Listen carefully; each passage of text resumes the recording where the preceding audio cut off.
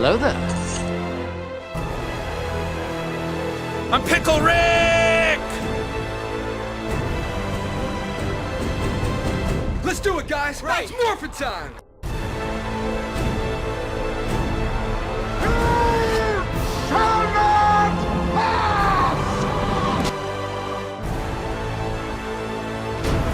Avengers! Assemble.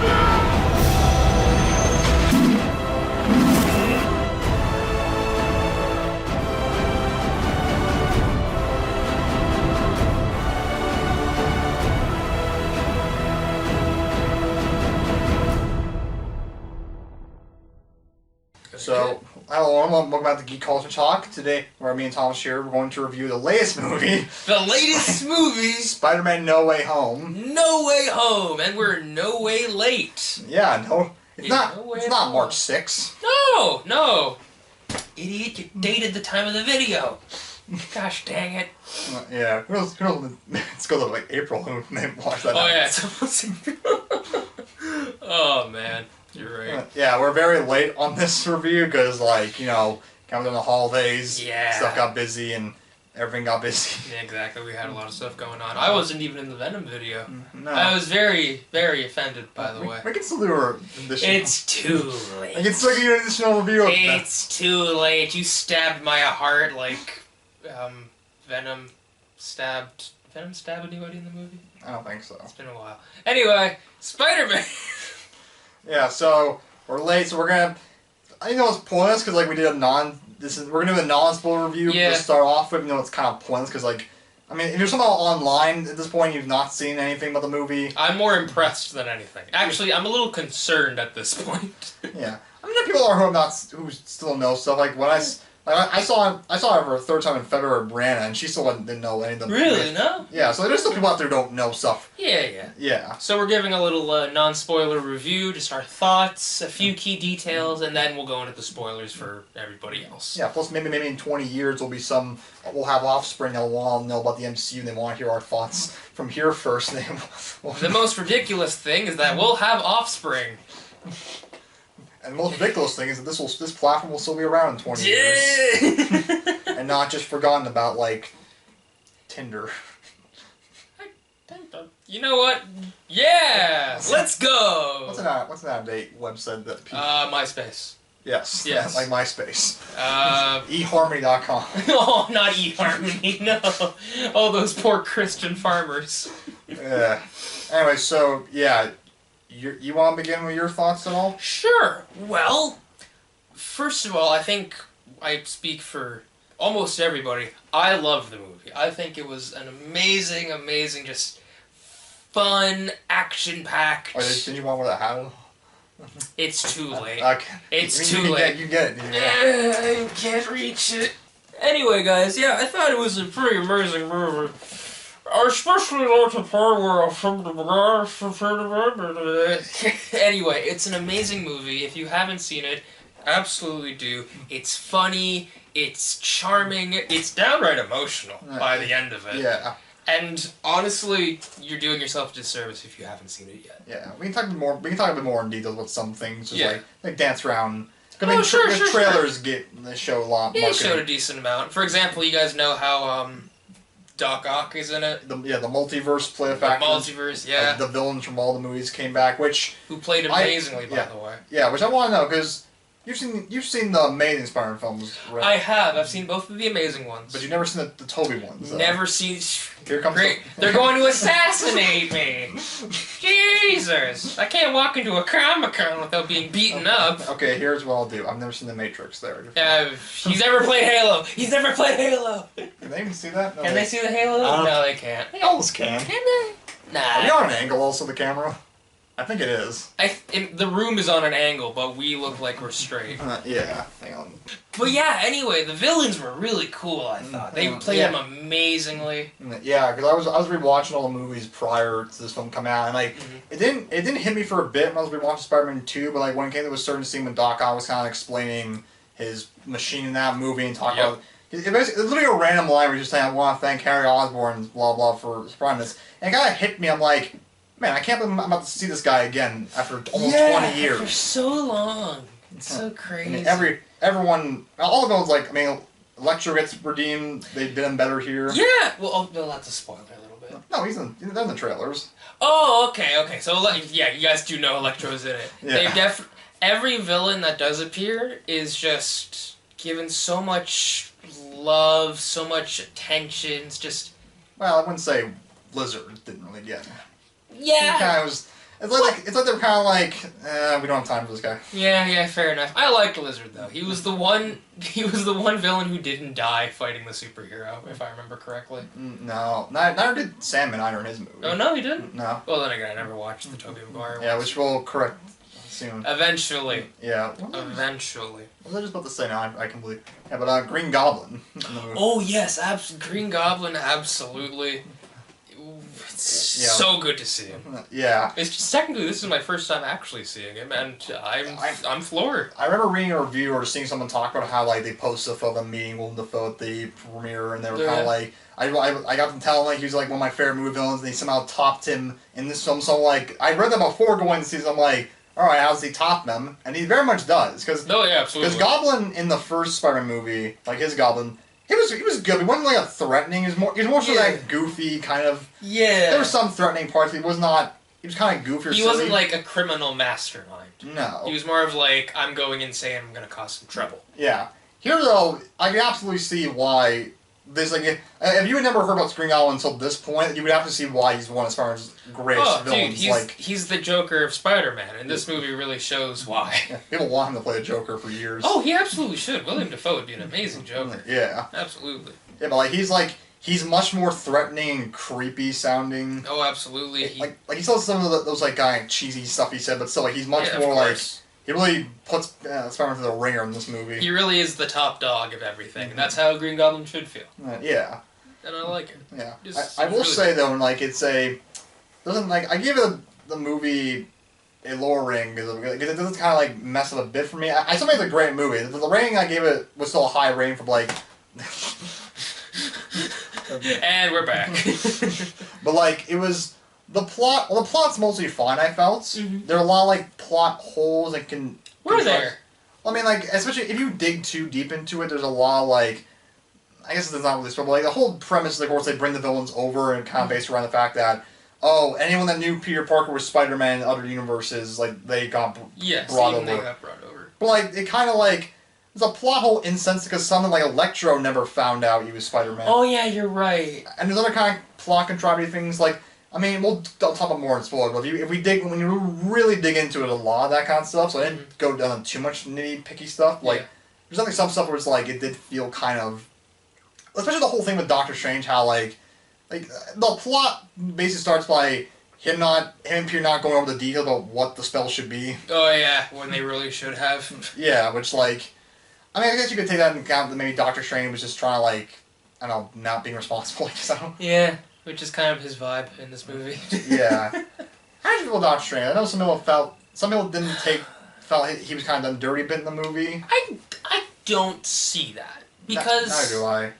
I did like the original Doctor Strange movie, but even I have to admit, he didn't exactly have much of a character. Yeah, I just want to say he was basically Iron Man. He was basically Iron Man, and everybody around him had more personality than he did. Yeah, like every movie since, like I said after every movie he appeared in since is better. Like the 10 minutes in Ragnarok, I thought it was much better. Oh, absolutely. And Infinity War he's amazing in. Oh, 100%. Even like in What If, which is not in the main Doctor Strange, his episode What If is fantastic. Oh, absolutely. From what I've heard, it's pretty crazy. Yeah. But I did like him. I know he's a little jokey and he's a little, Yeah. But it's a Spider-Man movie. They gotta tone the characters for the vibe. If they put in Deadpool in a Spider-Man movie, he's not gonna start saying the F word and killing people. Yeah. That was funny. Someone asked, like, I think it was like Tom Holmes and Dale, like, so do you think ever a sex scene happened in a Spider-Man movie? And they were like, no. I don't think your kids want to see Spider-Man going at him. I beg to differ. Because if that happened, then you give Mary Jane cancer.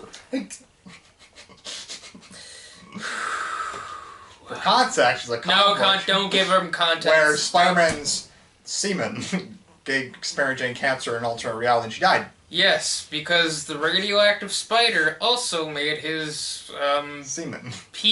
his mini Peter Parker radioactive as well. And radiation kills. Mary Jane Watson. Yes. There we go.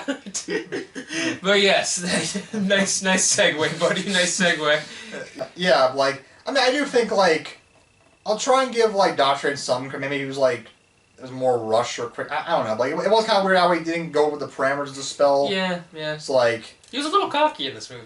Yeah. Maybe that was it. Yeah, that's kind of his persona. He's kind of like this cockier guy. Yeah. Like... I don't know, like, especially in Infinity War, he was much more reduced than Tony Stark. He was much more, like, he was very wise, he was very, like, the mystical arts, very much that. I like, though, how much, like, because in Infinity War you see, he must very much didn't care. It makes a direct line where he's like, if I have to sacrifice you and the kid to save this stone, I will. I won't hesitate. Yes. But then, of course, that whole movie happens in his perspective change when he had to... Yeah. He had to, unfortunately, tell Tony there's only one reality left that will win and you have to die. He knew that all along, so I think now he's grown a bit more, like, love. Yeah. You see immediately when more compassion. Because you see immediately when Peter asks him for his help and he first thinks he can't help now, and, like, you see Strange kind of, butt heads with Wong? No, not there, but, like, he's kind of like, oh, no, you didn't. Like, because he was like, I'm sorry to waste your time, sir. Like, oh, no, you didn't. Like, and he's feels bad because he couldn't think he's going to help him there at first. Yeah. He's definitely mellowed, for lack of a better word. Yeah. He's a little more compassionate, he's a little nicer now. I like it. I think... Yeah. I don't know about him being butchered, but I like him in this movie. Yeah. In fact, I like him more in every movie except his own. Yeah. I like his movie, though. That's good. Yeah, I mean, like, well, apparently in the comics, there's certain heroes Spider-Man has a very strong relationship with. Doctor Strange one of them, apparently. Really? Yeah, so it's very in keeping here. That's nice. Dang it! Every time. I think maybe it's, like, one of us sitting in. Yeah, one of them. I'm trying to think we can say about, I mean, action's pretty great, though, in the movie. Oh, 100%. I feel like top tier within the trilogy of Spider-Man. Oh, yeah, like the bridge fight with Doc Ock was pretty great. Yeah, it was really good. Loved it. Yeah. I'm trying to think what's without spoiling it, what else? There's a bunch of other great action, like, that's what I was going to say, Green Goblin, he has that one fight with Peter in the building. Oh yeah, that was brutal. That was all Willem Dafoe also, actually, he did that. Really? No stunt double? No, because when they approached him, he said he had one... Well, it's funny all the conditions all the actors had about, like, wanting for, like, Doc Ock actor, he said, well, I don't want to return them, just pop in and that's it. Like, no, you're properly a character. Good. And Willem Dafoe, with his whole stipulation was like, okay, I don't want to return unless you let me do all my own thing. Because his perspective is like, if you're gonna play a character especially like this in a super movie, you need to get more involved with this kind of stuff. Exactly. Yeah, I'm sure there's probably some stunt doubles and some bits, of course. He's an older guy. You don't want he's like 66. He's 66, really? Yeah, and he still did most of his own stuff. He wears it well. Wow. Or of course, like, as other people have said, like, no, he just wanted to beat the shit out of Tom Holland. he just wanted, like, you son of a gun, you stole my trilogy. Weed's been legalized. You're too late, Tom. Weed's been legalized. Yeah. You're the one getting smoked, Gummy. I'm sorry. It's fine. Yeah. Also, one thing I want to, I'll say part of that. Well, I also love showing the relationship Peter has with, like, MJ and Ned in the film. Oh, 100%. They really played into it well. Yeah, I'll talk a little bit more about the certain scenes in the next spoiler section. Yeah, like, the spoiler segment. They work really well, that trio together. I felt like so too. Yeah. I mean, it helps when Tom Holland and they're actually dating. Oh yeah, the chemistry is there because it's actually there. Yeah. Like every I'll say that first in a sec, I guess. Okay. But I guess there's not much else I can really think of what's not going. Yeah, it's hard to. It's not really easy movie to talk about without spoilers. I guess this is our segue into the spoiler segment. The last non-spoiler opinions, I guess. Yeah, we'll give our rating just so you can skip into so people who don't want to see spoilers yet. Yeah. So yeah, I give it a high 9 out of 10. All right. What about you? It's high. It's like a 6 out of 10. It's like. Really? I want you to realize you rated Destiny as a 6 out of 10 as well. So are you saying that Spider-Man 3... like, it's a high 6 out of 10. Alright, that's one thing I forgot about. This is one thing I also have a problem for me. Like, I feel like the movie is not spoilable. Like, of course, they handled to Far From Home and setting up a storyline about Peter being wanted and everything. Oh yeah, true. And They don't this really movie, play into it. Yeah, like honestly, if you were to watch Far From Home and go into this movie, like, multiverse thing would not be the first thing you would think at all. True. That's like, I mean, it's not bad, but like, I remember like kind of like, because they kind of deal with the You're kind of wanted. excited for the idea of like a wanted Spider-Man. Yeah, I thought it'd be interesting.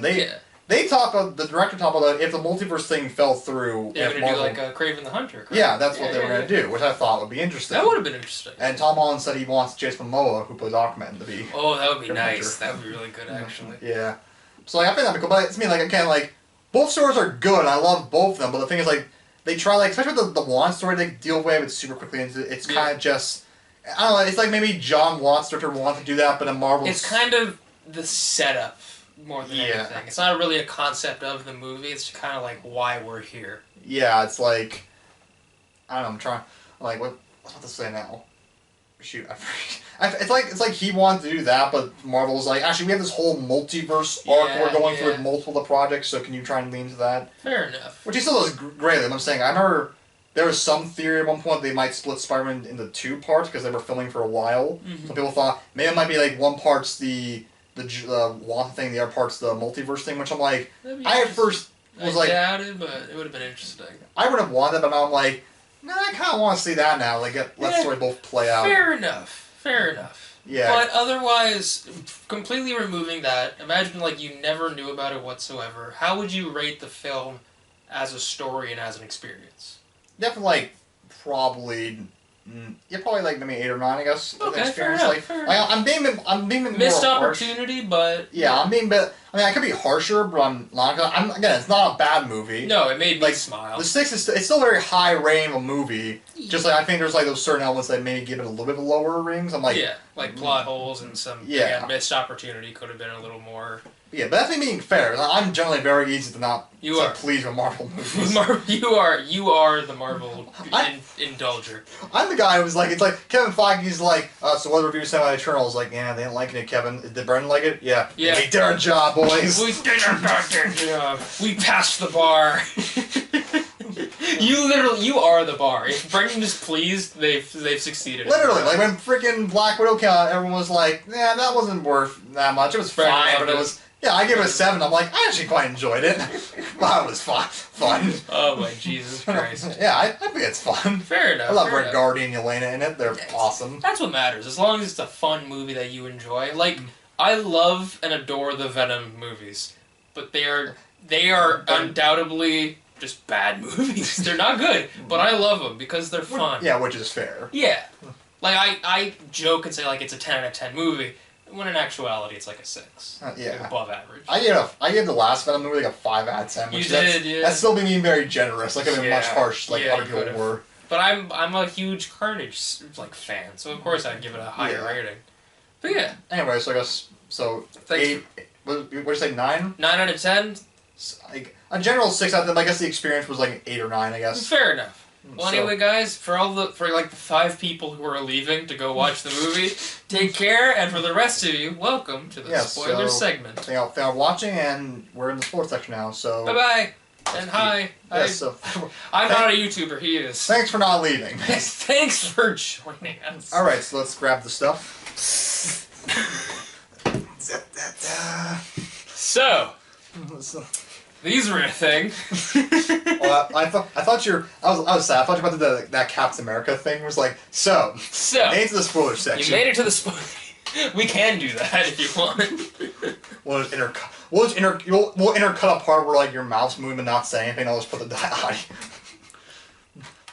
Yeah. So put all my stuff here. My CDs. Keep them up. CDs. And now we're here. Hi! Thank you for joining us.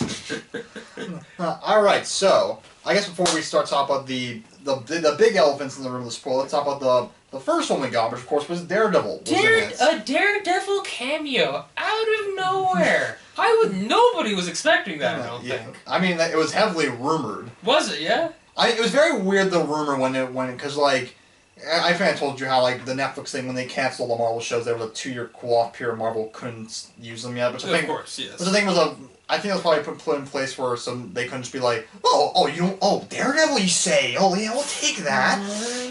No. Like, but Yeah, so like I remember immediately after that happened, like we started hearing rumors that Daredevil was gonna be in. I'm like, Yeah. I don't know. It's like only a week after we heard this. Doubt it, yeah. But then we started hearing that, we heard Charlie Cox, who played him, he canceled a convention appearance last minute because he was calling the reshoots on a secret project. No Way Home literally went into the reshoots around the exact same time. People were like, too coincidental. Scandalous. And then, of course, also, I guess, if you're more fan, you probably knows also, it's, I guess, of course, also, his Kingpin was in Hawkeye also. Yes, so the speculation came in more rampant. Literally, the Wednesday before this film came out, Kingpin was revealed in Hawkeye, so, like, it was a double entendre. Wow. It worked out perfectly. Yeah. And just like the scene itself, I loved it. Yeah. And I also love that... Very brief. It was brief, but it was short but sweet. Yeah, I didn't have a problem with it. No, not at all. And I also like how he didn't tell Peter that he was Daredevil. Yeah, I kept expecting that. This is where my kind of thought process came about a one storyline where maybe like he has a scene alone with Peter and he sits down and like, all right, kid, there's this thing. I know what you're going through. I've done this kind of stuff. I've been there. He actually had, because like if they could have been a perfect way to actually make it fully so that this Daredevil show was canon, because in season 3 of the show, Bullseye steals his costume and makes him to look like a bad guy. Yeah. So like that could have been a nice way to be like, I know what you're going through actually. That would have been actually. You're right. But yeah, it was a great scene. I love where he like catches the rock out of the window. Like, how did you do that? Like, I'm a really good lawyer. I'll arguably say that I found that reveal was better than like. Again, with the Toby Andrew ones were good. Yes. But with the Andrew one, you had like there was a proper build up to him jumping through, and by that point, this guy like, came out of nowhere. Yeah. But the Spider-Mans we always suspect. Yeah, and then Toby, once the Andrew came through, like Toby's coming through at that point. Yeah. But with him was like, because like I was waiting, like, come on, I hope he comes through. Then I'm not really focused on it because that scene you're laughing at Happy's dumb mullets he has and joking about, and then you just have Peter's character just sitting there like this, and out of nowhere just bang, a smack of a cane, literally. I had the biggest dumbest grin on my face. I was like this, like. Dude, that was literally me watching Venom. Just like, yes, it's here. It's really cool too. I loved it. There's a lot. Again, like, an unfortunate thing we have about us talk about it so late. We can talk about a lot of details now. Yeah, we know a lot more now. Yeah, he's talked about a lot about him doing the movie. Like, he said that he was called early on, like back in the summer before they started shooting the movie, about his return, which he was shocked by. Nice. And then once the rumors started hitting, because he was filming a TV show around the time when the rumors first hit, when they first started production. And like kind of on the show, he was on, this kid actor came up to him and said, "I just heard you. Are you back as Daredevil?" He's like, "I don't know what you're talking about." And he described it. This kid had this like gleeful look in his eye, like he was like, but "Is it true? Are you back?" And he was like, had to play so cool. He was like, "Kid, listen, we're in the middle of a pandemic. I'm not allowed to leave anywhere at this point. Exactly. Plus, I'm on set with you every day, so I gotta be in Atlanta and here at the same time." But that's not a no. Which actually confirmed, because even Tom Holland said later on, he came in during the reshoots later on, which confirmed the cancellation of convention appearances. Nice. That's so sweet. That's just the joy that Marvel brings. Yeah. And he's happy. He's like super gleeful. The guy, he's very excited to be back now. He's like, he's talking about, it's probably my next 10 years of my life now. I'm so happy to be back and everything. Yeah. Daredevil movie. That'd be cool. Yeah. That would be sick. I mean, he said that when he had all these people sending him videos of like the reaction to him in the theater. Yeah. He went to go see it for himself, and his wife was recording him. Dead silence. Nice. Which is sad. Oh, is it? Yeah. I mean, my theater had a reaction because even it kind of goes back to like. Oh, I thought he was dead silent. The theater was dead, and he was kind of like, oh. I think it kind of goes back, but my theater was loud. Like, was your theater loud when he showed up? Oh, dude. I went to watch with my dad and my uncle, and they both watched and loved the Daredevil Netflix show. Have you seen? I haven't, but I know what happened. Oh, okay. Yeah. They loved it, and they had no idea it was coming, so the second that he appeared, they both turned to look at me. It was like, yeah, he's there. I see him too, guys. It goes back to this kind of like... Because I think people, even if you haven't seen the Netflix show, I think most people... Because Daredevil's a very popular character. He is. I think the comic should be able to imply... Blind lawyer, his name is Murdoch, and he catches a brick like nothing when he's looking. Exactly. And such, so like... But again, also, it goes back to this comment that the Russo brothers made a few years ago when they were asked, hey, so why didn't you put the Netflix people in Endgame? Of course, we know they weren't actually legally able to, didn't have the rights, but like, the Russo brothers were like, the thing is, though, we have to already assume people have seen 20 movies, understand? True. It's hard to assume they all have Netflix They have all accounts, seen. and they've seen 13 episodes of these Yeah. hour-long episodes of all these shows. Yeah. I mean, Iron Fist, we can't assume they saw Iron Fist. Nobody watched Iron Fist. Except me. You are a monster for doing so. Like, but this proves it wrong because a lot of people cheered when he showed up, so like, clearly it shows not so So much. clearly they're at least aware. Like nerd osmosis. You kind of absorb the knowledge. Yeah. One thing I was gonna say, but I didn't go same with Peter. Like, imagine a one storyline where like they were in a court scene, they were trying to like prove Peter's, and like the courts and everyone was against him, and like Matt Murdock's like, "Oh, let's call a surprise witness to the stand," and it's like help prove, and they're like, "Who's your surprise witness?" Come bursting in, Sam Wilson, Captain America, first like have him come on the stand. Where did you come from? That would have been amazing. Have like Captain America, like the new Captain America, stand up there and say like I trust the guy, and Steve Rogers trusted me. Steve Rogers would have trusted him too. Nice. I imagine my head. Imagine he walked in. I mean, it's a hypothetical scenario. Imagine Captain America Sam walks in with a signed paper by the remaining Avengers, like Bruce Banner, Scott Lang, Bucky, T'Challa, saying they all signed with Peter. So, I mean, if my word doesn't count, take the word also of a highly decorated scientist and the King of Wakanda. If the King of Wakanda grants you like immunity, you did good. Yeah. But yeah, other than that, next, what else happened next? You want to talk about not Daredevil, Green Goblin? Yeah, sure. I, for one, love his costume. Oh yeah. I love it. Was it Mr. Sunday Movies who said like, Willem Dafoe is the perfect cast?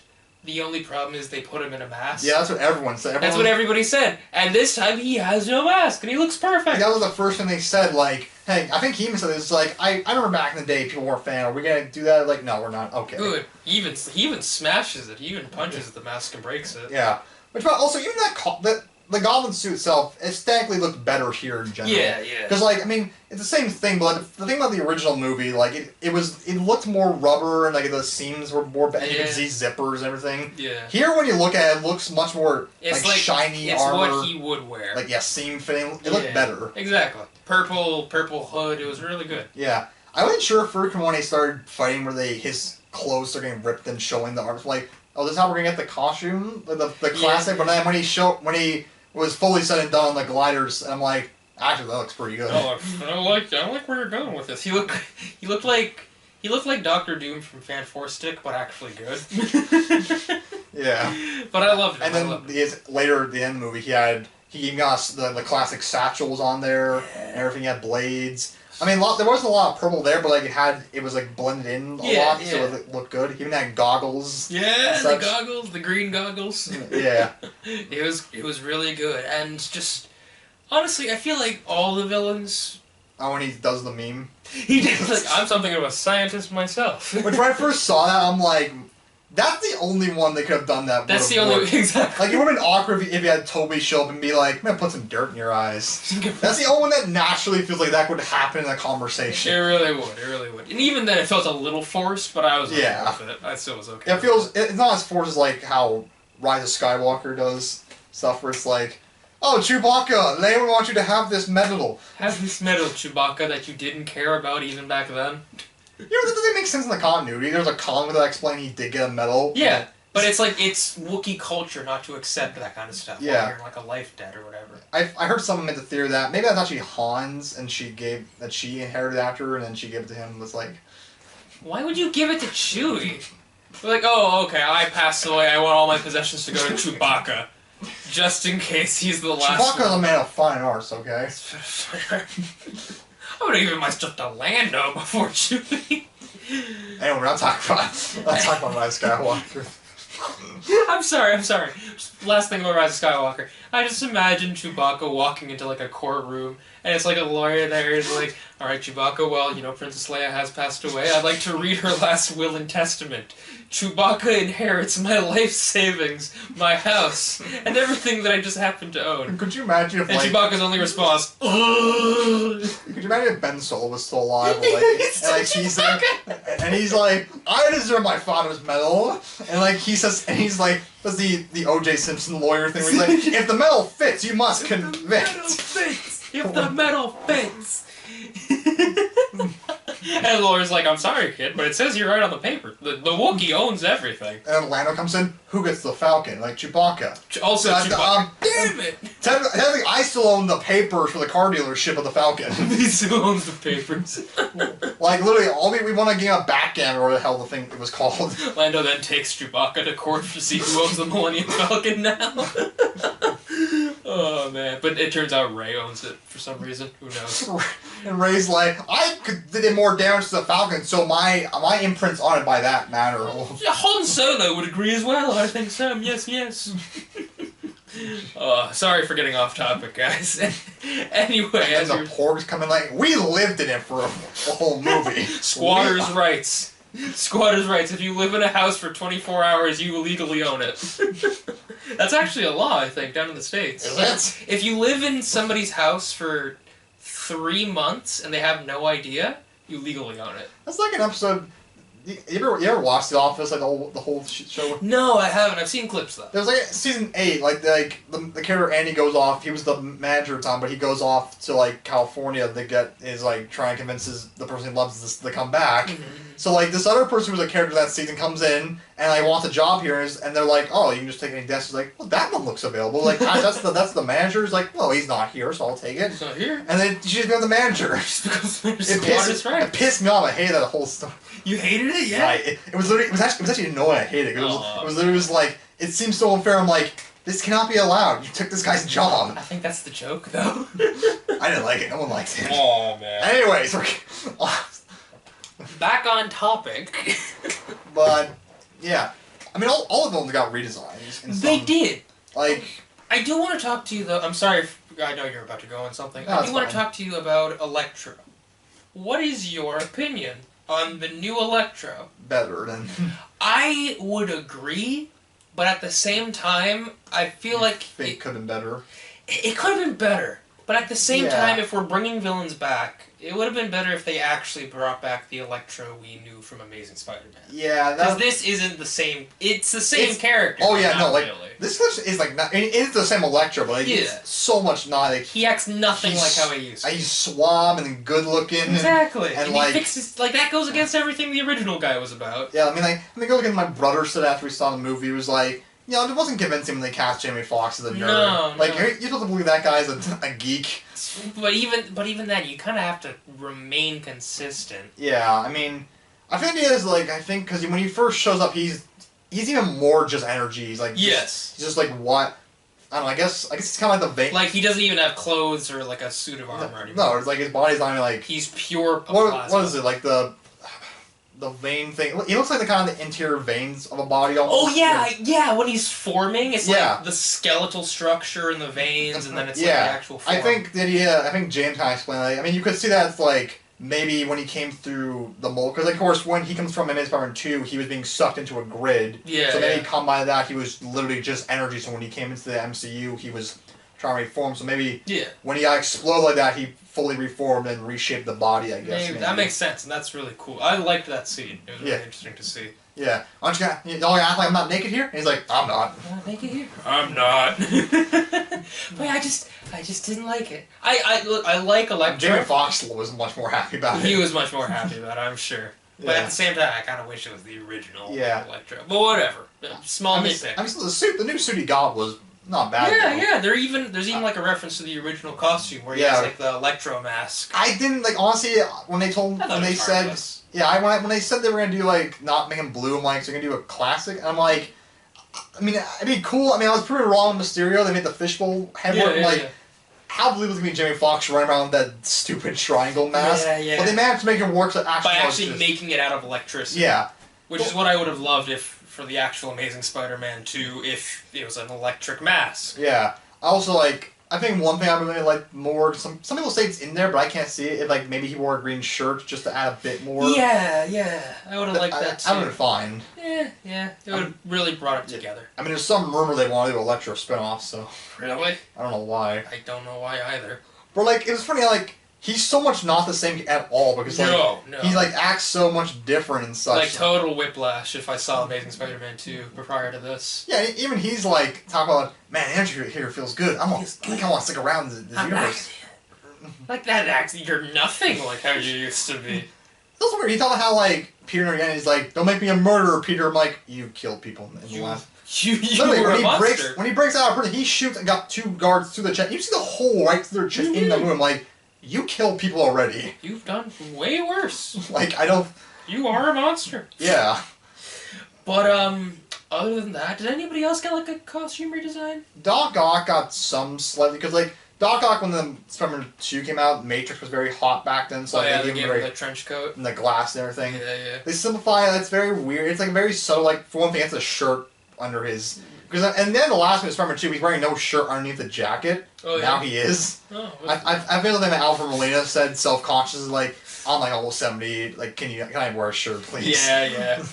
He got a shirt as he was going through the dimensional. I think someone said, I mean, he was in the MC, he was there for at least a few minutes, maybe rob a store or something. Yeah. Like, everybody, from what we've seen, everybody gets transported somewhere, and then they kind of, like, go off on their own. They don't get teleported to wherever Peter is. Yeah, well, I think also his jacket was brown, but now it's a slight... You can't notice it in the movie, like, in some, like, merchandise things, it's a slight hue of green to match Doc Ock and a lot of material. His original kind of... Yeah. Okay. Nice. Sandman's the one didn't get any redesign because he was just a sandful. He didn't really need one. Yeah, Lizard did. He already had his perfect design. Yeah. He had the classic T-shirt, he had the pants. He Blue's Clues look. He's the Blue's Clues look. Dude, I would love to write a parody of Spider-Man where, like, Sandman was actually a father attending a Blue's Clues convention. Oh my god. Could you imagine that? Could you imagine? Alright, honey, let's go. Blue! Oh, that'd be amazing. You think if he kept his powers and he became, like, a really good dad, he could, like, shapeshift into, like, a sandy Blue's Clues. And he's like, come on, baby. I would love that. That would be cute. If I was a kid, I would love that. That would be amazing if your dad was a shapeshifter. Blue's Clues was my shit back then when I was a kid. We stand Blue Clues. We stand it. Lizard got a slight redesign also. You probably... Yeah, I noticed. Like, his green was slightly altered to hue. Like, I mean, Again, that one they couldn't alter too much, because if you gave him an actual snout, that would have looked... It's out of nowhere.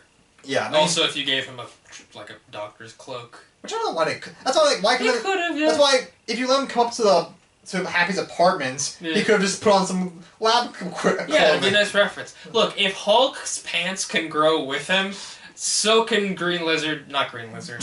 Green Lizard Man. Green Goblin and Lizard team up. The Green Lizard. So can Lizard's costume, too. They even, like... It's something I noticed that, like, they push the mouth to open further back to, like, make it more of a snout. I noticed that, actually. Yeah. But, of course, I mean, neither Sandman or Lizard actors were actually there on set. Cause I'm not sure if you noticed when Sandman turned back to human form, it's very... It's fairly obvious. Yeah, because that's all stock footage they took from Spider-Man 3. Same with Lizard, because, you know, the actors, they weren't available to do, because the movie was filmed during the pandemic, they weren't really available. Like, to be fair, though, if there's any actors you couldn't get available, at least it was them. The two CGI guys. You could get around it. Exactly. I want to know what happened to Sandman between Spider-Man 3, because in Spider-Man 3, whenever he goes into a monstrous sand form, he loses the ability to speak English. Really? Like, you'll see whenever you see the movie, like, he loses always like, roar, roar, and I'm like, oh, good, you finally learned how to speak English again. He finally did it. Maybe it's like his vocal cords get, like, too big or something, I don't know. I don't know. I'm not going to try to apply logic to a sand creature. I will, damn it. Somebody has to. I will say, I appreciate how at the start he actually helped out Peter. Same. He wasn't a villain. That's very in keeping with the Sandman in the comics, how he even joined the Avengers at one point. Really? Yeah, for a short time. I like that. Although I will say, this is another thing I have a weird problem. He seemed very flip-floppy. Like, near the end of the film, he was like... Yeah, he's fairly easily convinced to become a villain again. Yeah, like, I mean, like, he first didn't trust Peter because he thought he killed Electro, but then he didn't. Yeah. And then he's very okay. He was like, alright, I don't care. I just want to go see my daughter, so sure. Yeah. And he was very tame and contained. Like, he wasn't mad. But then once he left with the others, he came back and he was like, where's the box, Peter? We can save you still. I don't care. He just wants... I'm like, dude, why are you against him now? Like, why do you... Some people argue that maybe because, like, again, he just doesn't care. Because he doesn't die, so maybe he's like, I don't care. I don't give a shit about these other guys. Like, screw him. Yeah, fair enough. But still, it felt kind of weird. I'm like, you could have saved so much time if you didn't team. Like, literally, you take up half the battlefield. You could have saved so much time. If you were... Against anybody without plot armor, you can literally beat anyone. You Yeah. could take over New York City all by yourself. Oh yeah. You really could. Yeah. What's another thing? Oh yeah. Aunt May dies.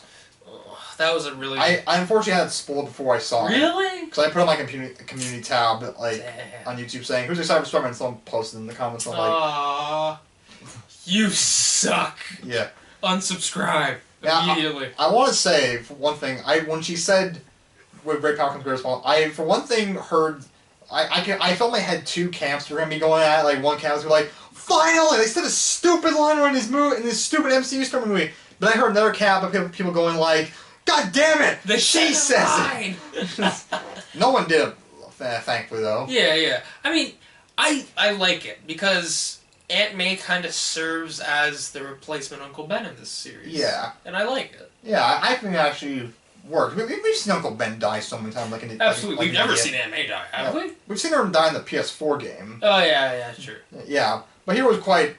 it was, at first, like, it didn't look like she was gonna die, but she did. Yeah, right? Yeah. It's like, it's kind of like a Anakin's mom kind of death. Like, Yeah. I loved that. But yeah, that was a real heartbreaker. Yeah. And, Tom Holland has a good performance there, too. Like, oh, yeah, absolutely. Dude, again, we mentioned in the spoiler-free segment, it's a very emotional movie near the end. Yeah. That was one of the scenes. yeah. It's weird, though. Like, it's weird how Goblin hits her with the glider, because twice in the original trilogy, when someone gets hit with that glider, they get impaled by the spikes. Here she just gets knocked back. I'm like, okay. Yeah, you think they would have... Well, it's Marvel. No more impaling. No impaling unless you're a giant CGI monster. I mean, they decapitated a few people in these movies. Oh, yeah, you're right. But they also decapitated a giant CGI purple monster. True. True. But yeah, other than that, It was said also how, like, Aunt May wasn't even realizing she was hurt, but she was still, like, because she cared so much about Peter. Because at one point, like, when she saw the blood on Peter's hand, because he felt her wound, she thought that was him bleeding, so that's what she was checking on. That's motherhood right there, when you care about your baby more than yourself. Yeah. It was really nice. I like also, it didn't hit me until, like, till the third time I saw it, like, where, like, when MJ and Ned finds them on the school, like, he's sitting there super content, but then, like, someone points that on Twitter pointed that the minute that he felt MJ's hand on his shoulder, he just broke down crying. Oh, yeah. Which was so sad. Which even goes, like, because in that scene when Tobey, I'm not sure if you noticed, I noticed afterwards, but, like, Tobey and Andrew, when they first show up, because, like, MJ first says, there's some people here, and, like, he actually, like, first looks concerned, and he jumps up and in front of, like, this, like, because he first thing, like, when she says there's some people here, thinking there's utter threats, so, like... Yeah, he rushes to defend her. Yeah, because, like, Ned and MJ are the only people that's left now, so he's trying to defend them. Exactly. It's such an emotional scene. Yeah. And speaking of... We have guests for you, there are people here. Yeah. The Spider-Men from the other two series are in the movie! Yeah. And they're pivotal characters. Yeah, which I appreciate very much. Same here. They 100% redeemed the Amazing Spider-Man in my eyes. Yeah. I always liked Andrew Garfield, at least the movies. I just felt like the writing sucked. Yeah, I mean, like, the first Amazing Spider-Man, I think, is actually a fine movie. This one's... Not that great. Crap. Yeah. It's not good. Nobody liked that one. No. What was I about to say? Well, no, what was your reaction when they first showed up? 'Cause, I mean, I told you about all the rumors and speculation. Pure, utter joy. I had a feeling it was coming, but the second it happened, I was like, yes! And of course it was Portals that brought them. It was, it had to be Portals. Portal is literally what it can be in every defining moment in movie history now. in Tweet Bombay! Portal. In 20 when they remake Lord of the Rings finally. Portal. Portal. The eagles come through portals. The orcs make portals. Aragorn's when like... Aragorn goes through... No, they're gonna see all portal of the armies and he's gonna be like, for Frodo. They come into the portal. The Eye of Sauron is a portal. Oh man. But yeah, I love the scene. It was very comedic when both the Spider-Men come in and like they're copying each other by accident. Yeah. Did you notice that at first that was Andrew Garfield when the portal opened up? No, not until he jumped through. Oh, I thought it was going to be Tobey Mcguire. Oh no! All us, my theory, we all picked up on it immediately. Oh yeah. Because like the minute he turned around, because you could see the eyes, they were much bigger. I'm like, that's Andrew Garfield. That's him. That's him. That's him. That's him. And he runs through. Oh, it's so sick. And then Ned's grandma asked him, like, while you're up there, can you please take down the cobweb in the corners? Like, oh, sure thing. Yeah. And they bring in Toby then. Yeah, they bring in Toby. And they have that quick web fight, which is... Yeah! For anyone who doesn't know, that's a reference to I told you about this. I'm not sure you remember, but that was back when they had their massive Andrew Garfield made a Spider-Man movie series of plans and everything, there was a plan, they were bringing Sam Raimi to make a Spider-Man 4, or make a Amazing Spider-Man versus Spider-Man movie. I think I told you about this. I think you did. Yeah, it was big. Andrew versus Toby. They had planned for this like a while ago. They wanted to do this. That's the reason why they webbed each other was supposed to be a quick little, reference to that. Okay. That's nice, actually. I like that. That really is nice. And just... we haven't mentioned it yet, but these two Spider-Man they bounce off each other so well. Oh, yeah. Throughout the entire film. We're jumping ahead, because I really want to mention this. But as they're preparing for the final battle of the film, and all three Spider-Men are allowed to, bounce off each other, there's such, a brotherly dynamic. It's so cute! I always wanted brothers. I always wanted brothers. And there's that one, so what's the craziest guys you fought? I fought an alien. A black goo once. I fought an alien, too. He was purple, though. On Earth and in space. Well, you fought an alien in space, huh? I want to fight an alien. He's like, I'm lame. I only fought, a Russian dude. Try and mechanize rhinoceros. And then Tobey Maguire's like, whoa, let's stop there for a second. Yeah. You are not lame. I don't want you talking like that. That's so cute. Your self-doubts, I'm here to talk. Yeah, I'm myself. You sir are amazing. You are amazing. Can you say it? That's definitely him saying no man, you're good. Don't let... That's a reference. Let the fans tell you what's up. I always liked him. I thought he would... Again, he was perfect. It's just the writing sucked. Yeah, and here the writing's better. Honestly, before how I said for years for a while, was Toby was perfect as Peter with the kind of geekiness, not as great as Spider-Man. Andrew was great as Spider-Man, not as great as Peter. Tom's the perfect mixture of the both of them. Yeah.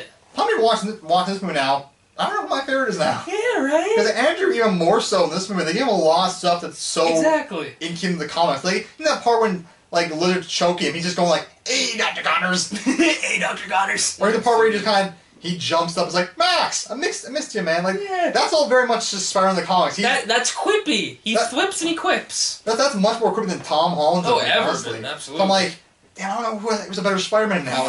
Yeah, right?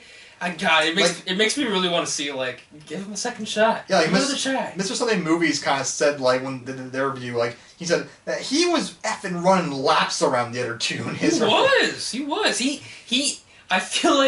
I really feel like when he got on stage, okay, this is my second shot. I'm gonna go all in. I'm gonna show that I really could have been Spider-Man. Well, originally, I'll get to that in a sec, actually, because again, I'll go talk about this first. When he was on the Graham Norton show, they were asking about that, and he when they were first approached him about that, he was he thought it was a stupid idea. No, God, this is a really dumb idea. No one's gonna work. No one's gonna watch. And he was saying, "No, I'm far too old to be playing Spider-Man now, anyways." Yeah. Guys, the dude's 38. He looks like he's still 20. I know. He looks great. Which I'll get into the age thing actually about Spider-Man quickly in a sec. Right. But that's what I love about the movie because I had this fear the whole time when the movie was coming out because the minute we heard the rumor about the multiverse and Tobey Andrew coming, that other characters from other movies were coming. Yeah, I was scared because I'm is this going to take too much away from Tom's? This will be his third trilogy. But it doesn't. No, because I'll give him credit. Honestly, where it really hit me was during the scene when Tom is about to kill Goblin, and Toby jumps in, and holds the glider. Not even a word is said. He just looks at him. He's this is not right. Exactly. And I literally in my head I was shit. Okay, Marvel. I'll give it to you. You did it. You actually wrote them. It wasn't. I mean, the whole idea was fan service 100%. Oh, absolutely. They were we can't just throw them in here as fan service. That's too easy. They're pivotal characters that are intrinsic to Tom's development. Teach him grief because Tom lost Tony, but he's never had someone get murdered like this before. Exactly. Because Tony sacrificed himself for the greater good entirely. Emily was murdered by a psycho. Yeah, absolutely. And they've known that kind of grief, so they need to help teach him through all that kind of stuff, which I think... The MCU Spider-Man just always benefited whenever he had a teacher. Tony was that teacher, Happy was that teacher a bit. But then when these two come in, and they know him better than anyone, because they are him. Yeah. It's just so great. Yeah, because like that's why I was sad when they were gonna kick him out of the MCU at one point. Because like everyone kind of agrees, Spider-Man needs to be in.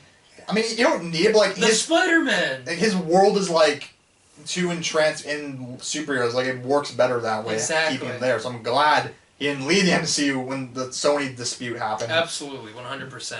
But so good. But yeah, they were like they were just written so well. Just like everything about like.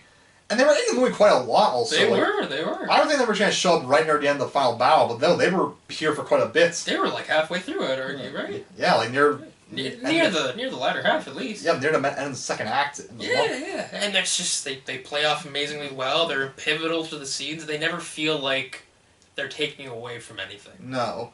And even then, they have character development even. Yeah, a little bit of it. Yeah, like they all add stuff to their characters and everything. Yeah. Like of course, like Andrew when he saves MJ. Yeah, dude, that scene is so good. I love that scene so much. That was the whole reason why Andrew Garfield signed on. When they ran that scene, he thought, "Oh no, I have to do this now. I have to save her." It's both a good thing to help end my character's grief of that, but also a cosmically beautiful kind of where like he saves Tom's Peter from the same fate. It's so good.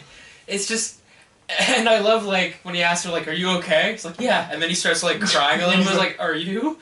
Like, yeah. Oh, so good. I saw a photo on Instagram where someone like took a re-altered it, where like it was like Spider-Gwen saved MJ and Andrew Garfield's and then like looks at her crying. Oh, that's so sad. When you think about it, also one thing actually, because Doctor Strange contained the spell. He says, "I contain it so not everyone knows Peter Parker Spider-Man came in here." Yes. By that logic of the whole time travel, he could have pulled in Gwen. Oh, he could have. He could have actually. Oh, that son of a gun. I almost swore. That son of a gun. He could have done it. And also, because like, I know some Andrew Garfield used to date when they were in the Spider-Man, and they still keep in touch. So like, when the rumors came out that he might be in the film, she kept texting like, "Are you in this Spider-Man movie?" He's like, "What are you talking about?" He's like, "No, shut up, just tell me." I'm like, I don't know what you're talking about at all. And apparently, once somebody came out, she's texting somebody saying, "You're a jerk." Nice. Oh, it's so cute. It's so cute. I absolutely love it. Yeah. But that bookends his character. That adds to him greatly for his character. It really does. Which, one thing also I want to say, because I saw some people have this theory that maybe he killed people, Andrew Garfield, because he talks about how afterwards he stopped pulling his punches and I don't know if he killed people. I don't think so either. No, but it's very apparent that the Amazing Spider-Man was a lot more of a brutal Spider-Man. Yeah. Like even in the first movie, like when he was like sticking that guy to the wall. Yeah. He'd be a pretty big jerk. So I kind of felt like it's kind of like Peter B. Parker from the Spider-Verse. From Spider-Verse. Yeah. Kind of like he's kind of like hollow. He's kind of like lost something. It's like, all right, well, that's the point anymore. Yeah, I mean, something I read, they have theories about it, and I'll get into it a bit more near the end with some other stuff, but like, I don't think he is, but like, I know a lot of people are thinking that because Spider-Man's strength is actually immense. Yeah, that's why people are thinking that. He can punch through steel. Yeah, they were saying like if he stopped pulling his punches, he could have.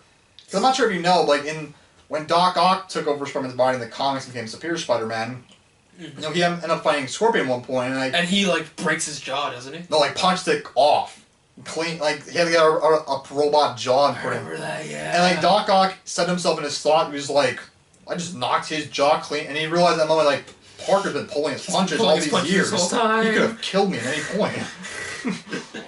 It's so fascinating. Which, quick thing, it's funny, because in that scene when that happened, Jameson just looked and was like, I knew you always had it in you. I knew you could do it, kid. I always knew it. Oh, I think he even punches Hulk high into the atmosphere at one point, also in the comics, Spider-Man. Spider's so strong, bro. Yeah. I love it. I really love it. But yeah. But that's one thing I was going to say also, the age things. We mentioned Andrew Garfield's age. So would you like to know the ages of the Spider-Man? I would love to. So yeah, so... Can I try to guess first? And then you see if... I'll try to guess all three of their ages, and then you tell me at the end if I'm right. Okay. I think Tom Holland is 21.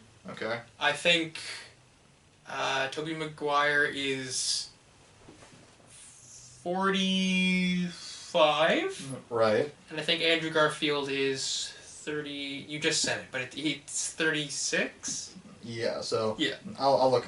I had to look at their ages quickly again. Sure, not a problem. Because like it's interesting their ages, the actors and their Spider-Man characters. Okay, so here's their ages. So I'll start from from Tom Holland. So Tom Holland, his Spider-Man was born. We saw in his passport and Far From Home showed he was born in 2001. So it's weird. It's weird how you have to think about it because of the 5-year gap from the happening of Endgame and everything. Yeah. So in Infinity War when he snapped away, you tired? No, I'm just. It's getting cold in here for some reason. Oh really? Why. For me, I don't know. It's fine. You die? I think I might be. Take me to the funeral home. I want to go out how I lived at the funeral. Right. So Tom Holland's Spider-Man's birthday is August of 2001. So in Infinity War, before he snapped away, he would have been 16, turning 17 at that point. Oh yeah. So in 16, then a 5-year gap happened. So he would then been, so he went 7. That would have been he would have been 21. What did it? Because he was 16. So 16. Well, he was 17 turning that year. Oh, so again, then he'd be 22. Right. So because 5 plus 17 is 22. Right. So 2020, it goes to 2023. So yeah, he'd be 2022. So and then he would be 2022. He'd be 2022 years old. Well, no, he'd be our age. Yeah, so he's always a year under the year for us. Yeah. So but then Far From Home and most of this movie takes place in the fall of 2024.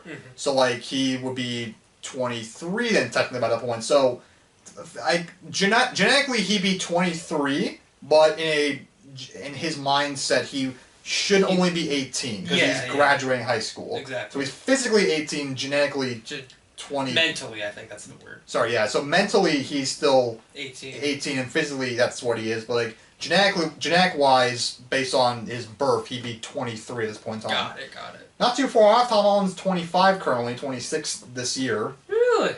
Okay. Now here's where the other one gets more crazy. So Andrew Garfield. So in Amazing Spider-Man 2, he graduates in that year, which that film takes place in 2014. So by that count, he will be either 17 or 18. But he'd be turning 18 that year, though, because you're always turning always the 18. year behind or whatever. Yeah, well, because you're usually 17 or 18 when you graduate high school. Yeah. That's so what I meant. Okay, sorry. No, I was being stupid. I wasn't trying to correct you. Okay. I was like, yeah, that's what I meant, jerk. No, I was like, yeah, you were right. You spoke for him. Yeah, so he would then be, I'm sorry! I'm a fool! I almost jokingly kicked it again to do it all over again. Anyway, we'll cut around that. Yeah. So anyways, yeah. So that means he'd be turning 20 in the year 2016. So you work backwards on that, he would have been born in the year 1996. So going off then this movie's logic, so I'm assuming that also in his universe, it's also 2024. Yes. He should be 28. Andrew Garfield is 38, so he's a 10-year difference then. Oh, wow. Which is, so you wouldn't believe that he was 38 though. No, I absolutely wouldn't. He's almost 40. Yeah. He still looks like he's funny. Yeah. It's impressive. And now Tobey Mcguire, same thing. He graduates in the first Spider-Man movie, which is in 2002, so logically he turned 20 in 2004. Yep. So you work backwards. He was born in 1984.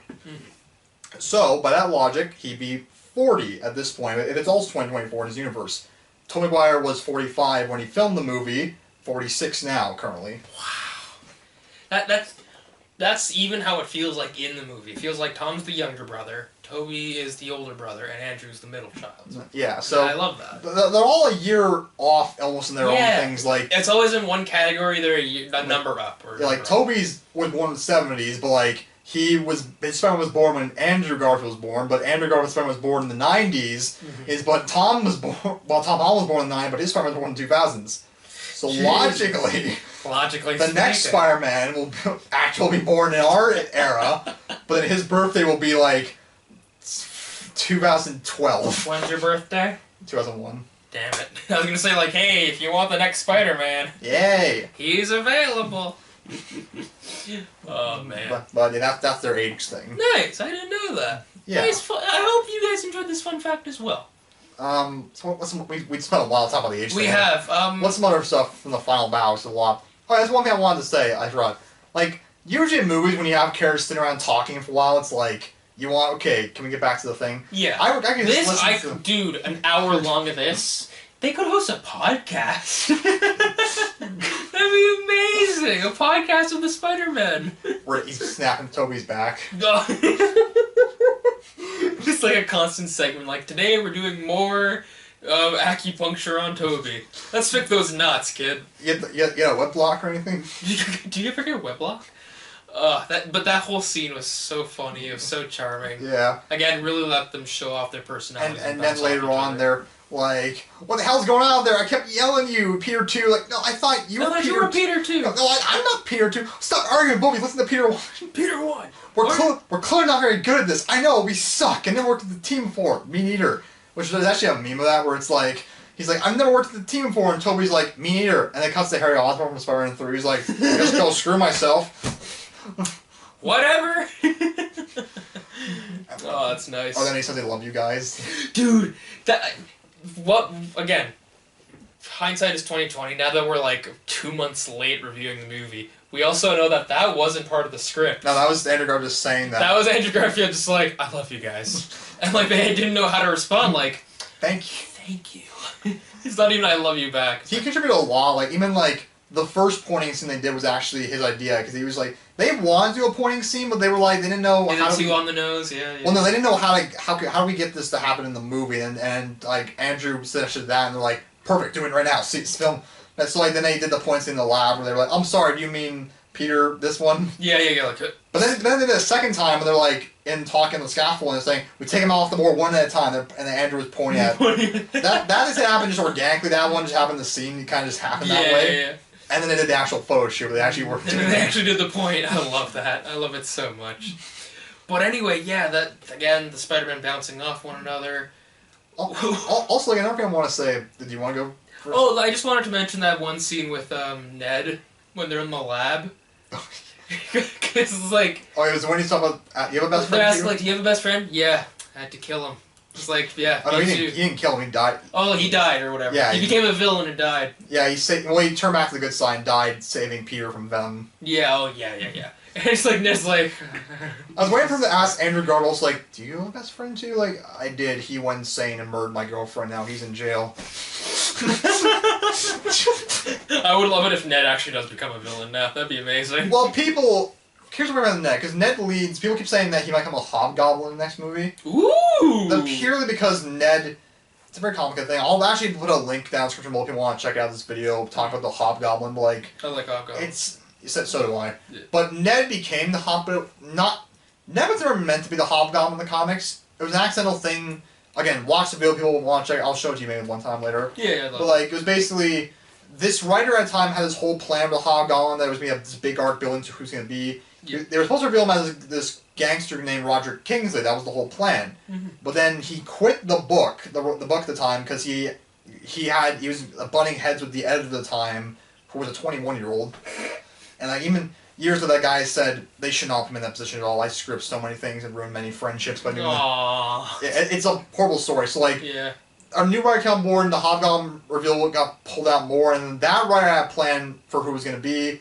But then they took, it was going to be Wilson Fisk's son, but then they made that another villain. It's like, okay, now we got to change it.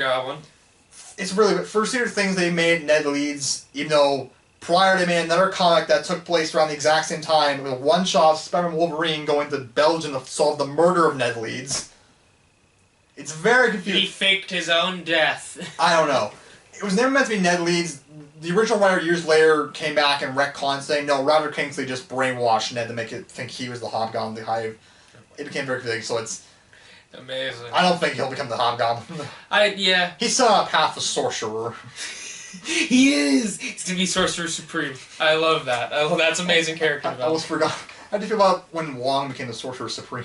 I thought it was very funny. So did I. Because just like, I became Sorcerer Supreme as a technicality because you were gone for 5 years. I think it also meant as a way to like, so they could make that more of a character arc in the Doctor Strange movies to give him the Sorcerer Supreme title. Exactly, not just a sidekick or whatever. Yeah. What was I about to say? Yeah.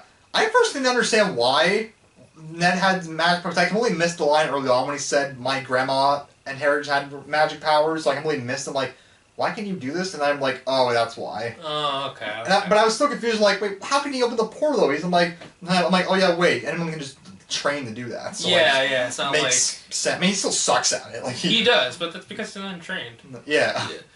But anyway, maybe jump ahead like a little bit. I really did want to talk about the scene where It's after, Doctor Strange does the spell and makes everybody forget that Peter Parker is Spider-Man. Right. And he goes, and this includes MJ and Ned. They Right. have no idea that Peter even existed, including Happy. Well, Happy didn't know Peter existed either. The scene where Peter goes to Aunt May's grave, and Happy's like, how did you know her? It's like, she was just a really good person. Made me cry. And the scene where he tried to... No, I think he knew her from Spider-Man. And Happy's like saying... Oh, because Spider-Man, yeah, Yeah. same. And the scene where he goes to the bakery and, like, tries to remind MJ and Ned who he is, but then, like, realizes they're better off not knowing. Destroyed. Like, I was this... The movie broke me. It was such a good scene. And I'm sorry for jumping all the way to the end, by It's the way. fine. That's fine. I guess we'll talk about it quickly here, I guess, and we'll go back to some other stuff. Yeah. Yeah, yeah, I thought that was sad. I was... So sad. I didn't know about it, so I'm like, no, please tell. But like, I guess... It'd be like, awkward. yeah, but like, I thought... The thing I had a problem with that, because first of all, I don't really understand why all of a sudden the spell works when it's like, if people forget Peter Parker existed, I'm like...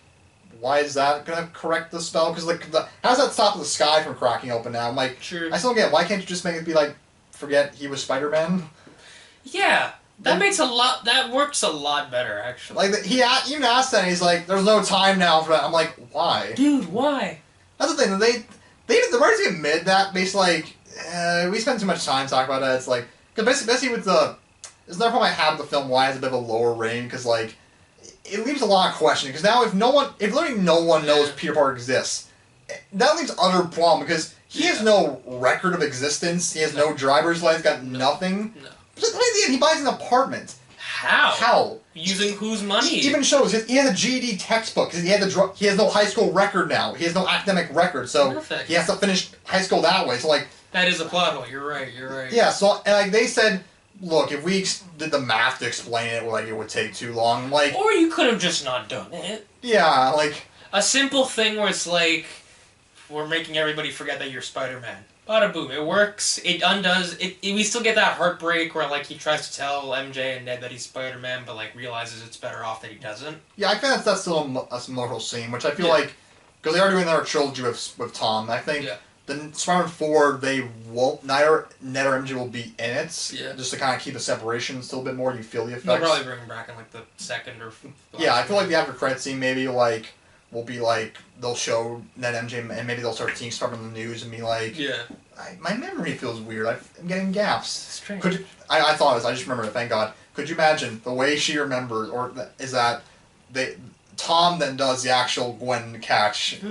He saves her. Cool. And like Cool. somehow his mask comes off and he catches her, and like in that moment, he's like asks, "Are you okay?" And then like she just remembers that and then kisses him. And they remember. That would be so sweet. I'd love it. Hire me. Hire this man. I want more pictures of Spider-Man from this man. Yeah. But what was I gonna say? Dang. Also, in other films, she does remember him though because she's still wearing that Black Dahlia necklace. Yeah, the broken parts. So like, the script, because they had to submit the script online for Oscar consideration, which didn't get any nominated for that. But like, in the script, because like reading it, you can see some other details that weren't explicit in the film. Like, and it says when Peter walks away, MJ gives him a look of knowing, but not sort of knowing, but not quite sure why she has that feeling. Yeah. So implying that she does still know them. Okay. That's interesting. Also, again, this is a plot hole that I kind of realized, but you kind of told me it's not. Because nobody remembers Peter exists, and that he's Spider-Man, it makes you wonder, at Tony's funeral, did they just imagine Peter in the Spider-Man costume at the wake? Yes! Like, is this, like, what? Was he wearing the mask at the wake? I don't get it. I mean, that's what I'll say, like, because that whole element was definitely inspired by One More Day. Yeah. Everyone's favorite Spider-Man story. Everyone loves that one. But, like, I'll give it credit. It's not as horrendous where that one's like, no, we rewrote history. None of this happened. Yeah. This is like, no, all that happened, just the memory of exactly you being... Who he is, yeah. Yeah, so that's... Spider-Man is just this mysterious figure that nobody knows, even the Avengers. Yeah, he's Batman. He is Batman. He's but even the Justice League knows Batman's Bruce Wayne. Yeah. Caramba. Well, I forget. I don't know, but I'm glad at least that's there, so it's not completely erased. So Same. I don't know. There's a theory that Doctor Strange did like make one iteration of the spell where he's made so he still remembers. Okay, interesting. Because, like, of course, Because he activated the spell. Yeah, plus Multiverse of Madness going into it, like... I mean, he must know he probably erased that memory, because, like, otherwise, why would he be on that... Because otherwise, people like, why am I on the Statue of Liberty? Yeah, exactly. Like, he must remember that. Like, he has to remember something. Because we have, of course, his movie, Multiverse of Madness, I assume... Well, no, he would remember that. He would remember that he did the spell to make everybody forget that Peter Parker is Spider-Man. So he'd know he helped Spider-Man, and he'd know he'd still have a relationship with Spider-Man. Yeah. Although also, remember earlier in the movie when he mentions that spell to Wong, he says... I've used it for worse. Remember the party on the moon or whatever it was? And he says no. Exactly. But Strange remembers it because he cast it. So yes, you're right. Maybe that's why. You're right. But then, wouldn't that mean that everybody in that party forgot about the party? I guess so. Then what's the point of having the party? Hey, caramba. People, just a joke so people can wake up the next morning why am I on the moon? Drunk in someone's bed like, when did I hook up with this Minotaur? Hey, wait a minute. Is that the moon? They look out of their moon tent. And then the Watcher's just in there like, hi. Hey, can you tell me what happened last night? No. I only observed, never act. And I say bravo last night. It was crunk. It was drizzy. I loved it. Also, actually, in that scene in the diner, I'll say two things quickly before because I want some stuff in the final battle to still mention. There was a intentional Stan Lee cameo, sort of. Oh, was there? There was that old man MJ was talking to in the diner. They said that was supposed to be kind of their Stan Lee cameo. They got the guy that didn't even look like him a little bit. Also, I was very happy that I have feared when MJ started talking to them, like, oh, don't make them in a relationship. Oh, dude, absolutely. Oh my god. That's what actually told me I want to say. I mentioned sort of in the non-spoiler. Like, we've been talking for a while, also. We have been, yeah. But like, I really like the relationship that MJ. I'm like that MJ and Ned are friends, even if they hang out about Peter. Because like, that's the other thing with Spider-Man, with either his girlfriend or Harry, his friend. There's always like a mesh well together. Yeah, like in the '90s cartoon, it's always like Harry, like a whiny brat, like, Peter, you stole MJ from me. You're like my best friend. That's how he talks. You stole her away from me, Peter. Upon me rewatching that show for those animated trailers I made, I can't stand Harry or MJ. They both have such whiny voices, like, Peter, what's going on? I'm like, shut up, please. Stop. They were made for each other. They were made. He really did steal her away. And the same thing, even in the Spider-Man movies, the same thing. Toby's like, "No, you stole my father's love, stole MJ from me. Yeah, I thought you were my friend. Take pictures of Spider-Man who killed my father. How does that feel, huh, brother?" And just he slaps. Yeah, he's like, huh? He's like, huh? How's that feel, huh, brother? Huh, brother? And he makes this face when he does it, like, it's like, what a stupid. But I'm glad they actually like. In that scene, that they're chilling there in his grandmother's house, and they're actually like just they're like still friends. Yeah, I loved it too. Yeah, really and they hug each other then when they really didn't die.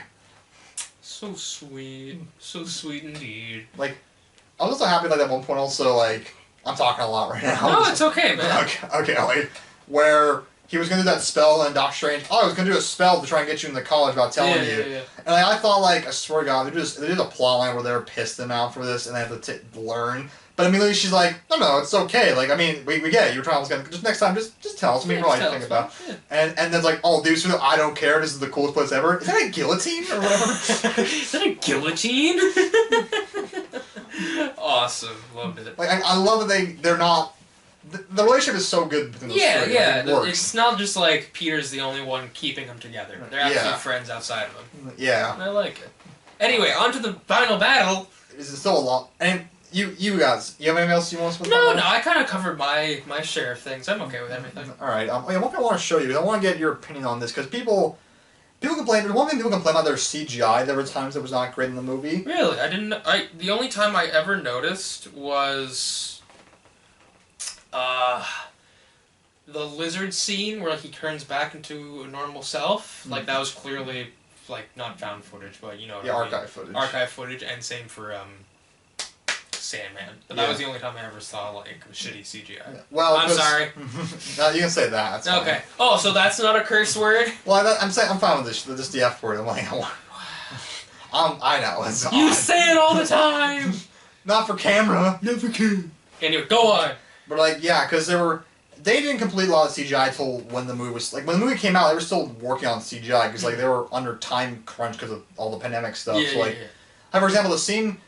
After the movie came out, a little bit later, they resent new copies of updated scenes of Toby and Andrew coming through. Like the portal was a bit more brighter. They updated... Because originally, Andrew's model, when he jumps through... Because it was CGI when he jumped through the portal. Yeah. Like, he was much more bulkier. They like, fixed it, make him skinnier. Oh, okay. And such. Yeah. But there's a few times, there's this one clip image here of... So, like, basically...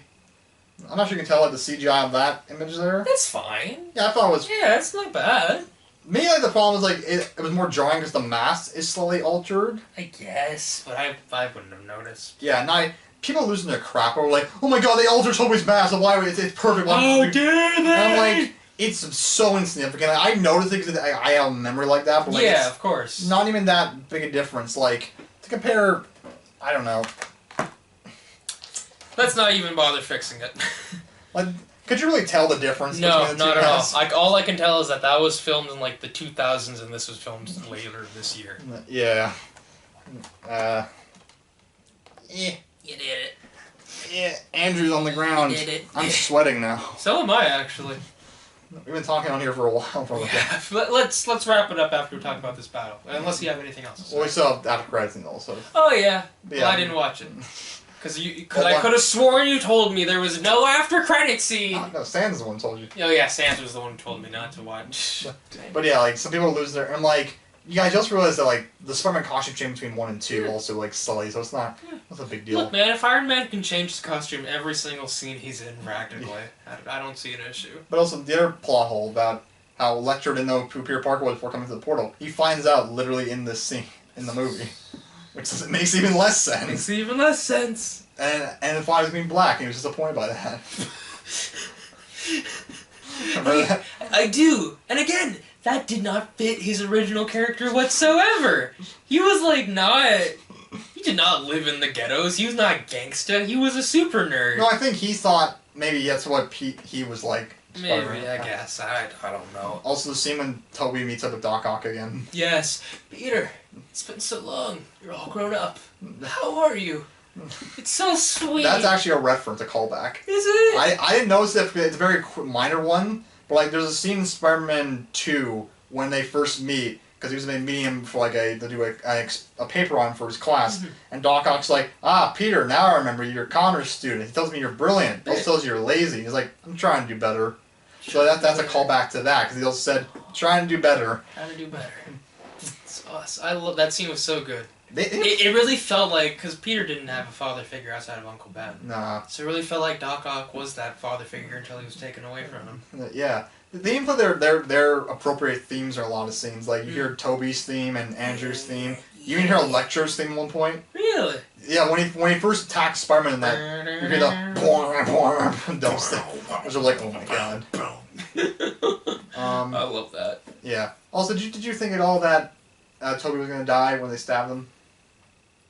No, they weren't gonna kill off Toby in this movie. I thought some, I was like, nah, they're not gonna. No, people would be... I think people would kind of be upset if they brought him back just to kill him off in this movie. People would have rioted. They would have. Like, it's not canon to me, god dang it.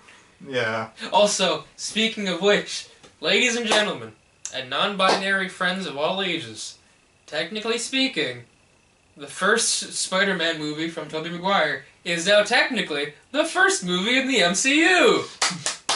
Move over, Iron Man. Spider-Man to begin and end with. Technically, that's also changed again. I'll get into that in a sec also. Because,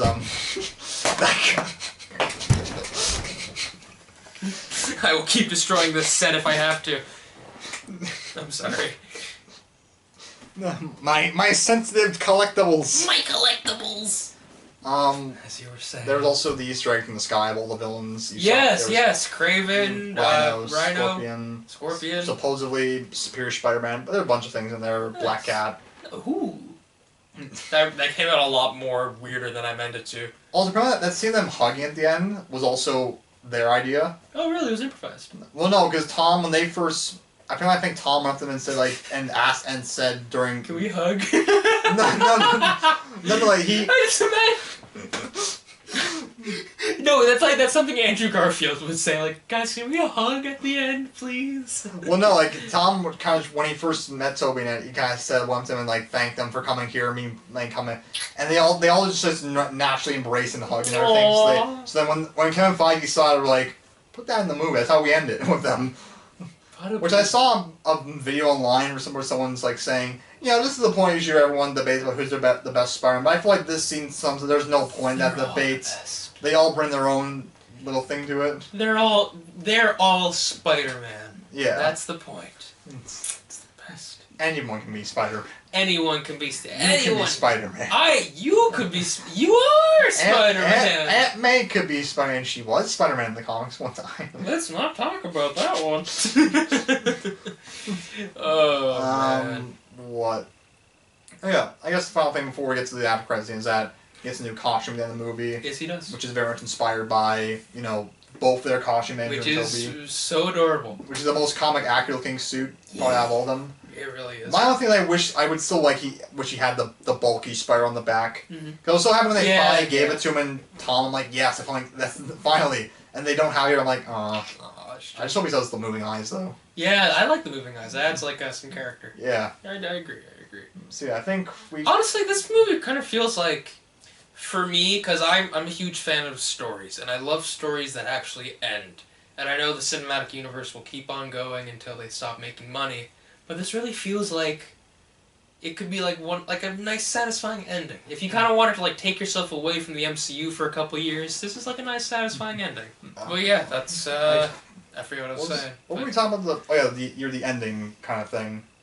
You're just story conclusion kind of thing. Yeah, it just feels like a really satisfying. Because one of the things about the Far From Home was that it takes place after Avengers Endgame, which felt very very final itself. But this kind of wraps up the Spider-Man story. And in a sense, you could even step back from the MCU for a couple years, come back to it when there's some more stuff, and you'd feel satisfied. At least that's how I feel. Yeah. Is that not charging? I'm not sure. So anyway, Brendan, any other thoughts? Well, we do have the after credits scene we'll talk about. Yes, the after credits scene that I did not watch. Well, you saw the first one, though. What first one? Venom. Oh my... I don't blame you for forgetting that. It's pretty forgetful. That is why this movie wasn't a 10 out of 10. This is why. Yeah, so of course, Tom Hardy's Venom's in at the end, which... Literally watching the movie, I remember going to that he was in the MCU, but watching the whole movie, I forgot about that. And I was thinking about what the after credits scene could be, maybe something with Toby or Andrew, or Daredevil, or Doctor Strange. And when Venom showed, I'm like, oh yeah, I forgot, he's here also. Literally forgot entirely he was in the movie. I don't or the MCU. Get why. Because I really thought, because I like the Venom movies. They're bad movies, but I like Venom. He's a fun character. He's fun. And when I thought when they brought him into the Marvel Universe, this would be their way of kind of adding him without needing to set him up, you know? Right. Make him like an anti-hero. Maybe have him fight Tom once or twice, and then come to an agreement hey, we're both trying to fight for what's right.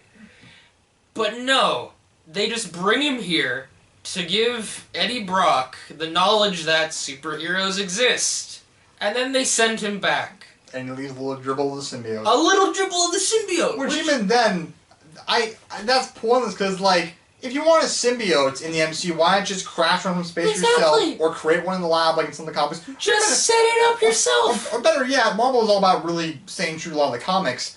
Because, I'll just mention because I remembered also, with great power comes great responsibility line, that's actually the original version of the line that finally said from the very first. Yeah, because a lot of the other media has said with great power comes great responsibility, so alter it and say the actual line was with great power there must also come great responsibility. Nice. Whatever. But if Marvel wants to, because the theories that they're going to do a Secret Wars story for their next Avengers movie with multiverse, why not? Because in the comics, the symbiote originally came from the Secret Wars event. Why not do that as a setup instead? That'd be very cool. Finally adapt the symbiote's proper origin. Exactly. Because you never could before. No, it's just...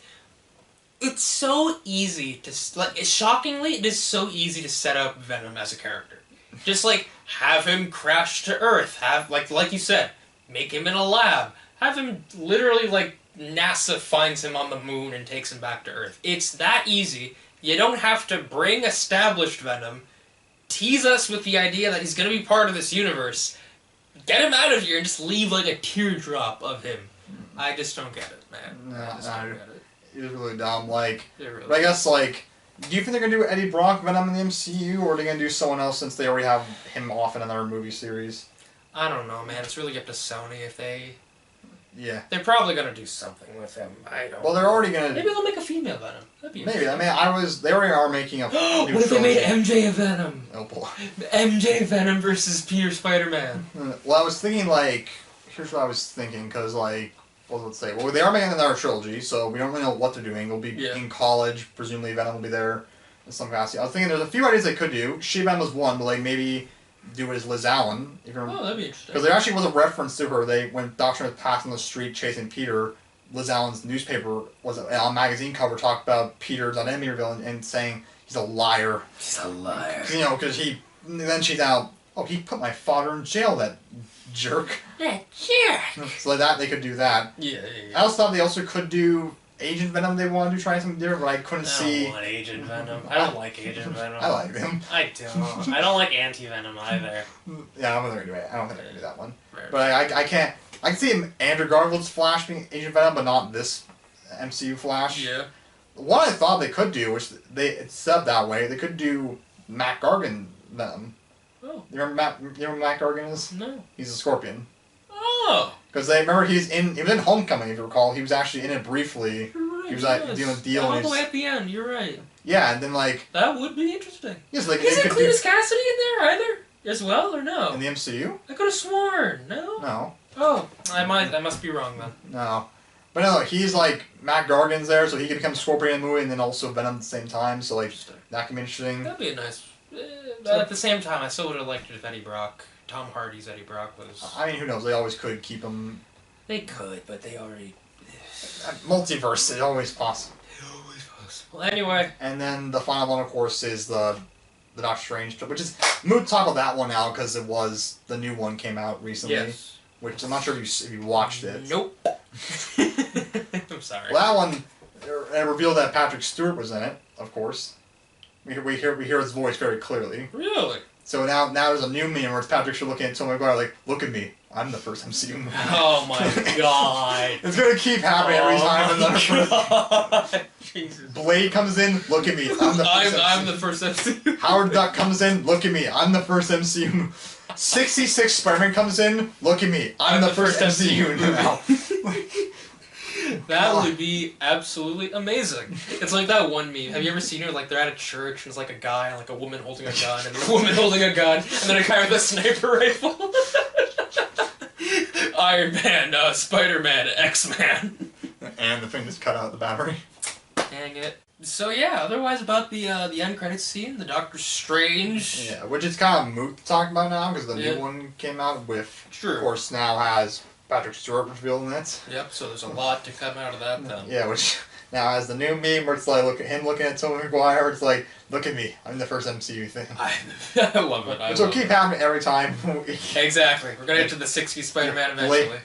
I mean, hey, if at some point Tom Holland crossed over into the Spider-Verse animated film, they already have it there, so it's like, look at me, I'm the beginning and the end. And then they cross over with DC. Imagine a DC movie as the beginning of the MCU. Oh my god. It'd be literally this Superman, George Reeves Superman. It'd be like, George look at me, I'm the first MCU now. will always be DCU. The DCMU. I'm leaving. This is a good piece. Get it, continue, get on with it. But yeah, I'll just quickly. Are you gonna see Multiverse of Madness at all? I won't look. Okay, how do I put it? If somebody invites me, sure, why not? But I'm probably not gonna buy it. You don't even invite me to San Diego Comic-Con. I refuse. That was a whole different. Both years in a row, huh? Delayed a lot. But I won't say no if somebody invites me. Yeah, I mean, because that's where I guess there's a few things. Where do you think the possibilities are I mean, you know, I feel like we know Daredevil's going to show again. Charlie Cox has already hinted that he's already said, I do know when he'll show up next already. I already know, and the respect that he might be in She-Hulk and such. But like, what do you think the possibility of seeing Tobey or Andrew again? Well, I do know that Tobey Mcguire did say that his character wasn't done. Yeah, he said that he did an interview with all three of them, but then when the special features come out, they start trying for the DVD, which is coming out soon. Yeah. Which I'm excited to get. Yeah, nice. So like, I would like watching behind the scenes stuff. I can't wait to see all behind the scenes stuff. Nice, same here. But like, he said that like he's very much open to do more. Like, yeah. He actually had a lot of fun coming back and doing a lot of behind the scenes videos of him like laughing with them because like. Oh, that's awesome. Cause I kind of had my thought that maybe he wouldn't be as right. He'd be harder to get. Yeah. Because like he kind of reminded me of Harrison Ford. He's like, for sure. Yeah, Harrison Ford did. Kill me at the end, then I'll be done. Exactly. But it's good to see he's enjoying his character. Yeah. Also, weird thing. I'm going on tangent. Do you know Tom Holland claims one of them wore a fake butt? But, really? Yeah, but Andrew Garfield said I didn't, and like I know Toby did. I've seen. It's definitely not fake butt. Okay, Tom Holland wore a fake butt then. Okay, got it. I just remember. I keep remembering different things. Of course, not a problem. Stay on topic. Yeah. So I was saying. So you know, like, of course, all the villain actors just kind of confirmed they were back. Yeah. And you know how we were all kind of joking, saying, somehow Tom Holland's not spoiled anything. I know he did apparently. They're in the marketing. Did he? Yeah, I still didn't see it luckily, but like I saw a video where this interviewer was talking to Andrew Garfield saying, "I knew you were in No Way Home." It's like, how? Like, I'll tell you. I was talking to this Tom Holland guy, and he's like, and it was like, oh yeah, he's a bad liar. Oh, he is. He showed this interview where like Zendaya was talking about the falling scene and how great that was the film, and Tom was like, yeah, it looked amazing, man. I wasn't there for that, but still. And Andrew Garfield literally like just sat there for a quick second and just started laughing. That's amazing. Please send me to that after this. I'll show you once we're definitely want to see that. There's even a shot of Tom Holland just having this look on his face was like just very not a big reaction, just a look on his face was like, oh shit. Every time. I genuinely thought that this was the time that he said shut. Nope. Poor kid. God. Otherwise, anything else about the Multiverse of Madness?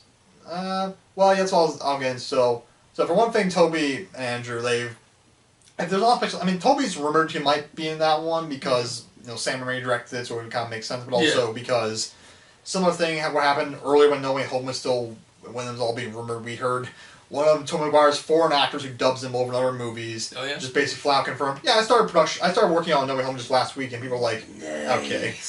So then, same thing happened here where this one, I think it was like Spanish or Portuguese actress who dubs Scarlet Witch and her actress in different movies, posted a photo on her Instagram with another dub actor who is Tobey's dub actor in some other language. And he was also wearing like, a Spiderman shirt and like a caption that said that some great things are coming.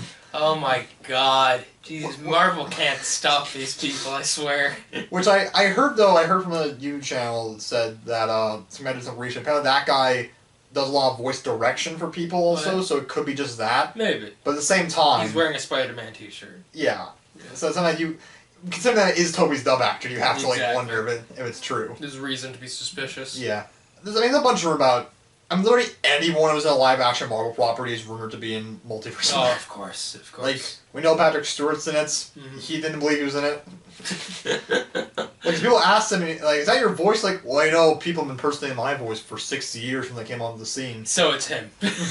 Well, yeah, but then afterwards... If they don't say no, then it's... Yeah, that's the typical Marvel answer. Yeah, if they don't say no, it's a yes. Yeah, and like, what was another one? Are they legally not allowed to say no?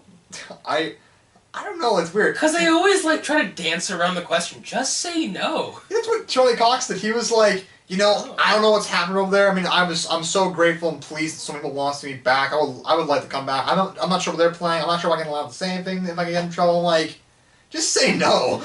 Easy. You know what I think it is? I think it is, like, if they say no, people might be like, oh, well, I'm not going to watch it then. So maybe that's what Marvel's worried about. Because if Tobey Maguire said no, he's not coming, but then surprised you, it would be a big surprise, but a lot of people probably wouldn't have gone day one to see it. Yeah.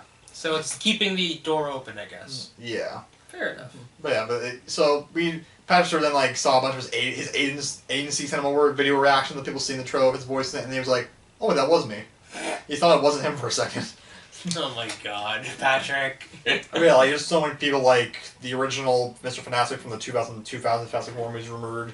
Superior Iron Man, Tom Cruise rumored. Oh my god. Like we know Captain Carter from the What If is in it. Oh yeah? Because like her shield was shown in the poster for that.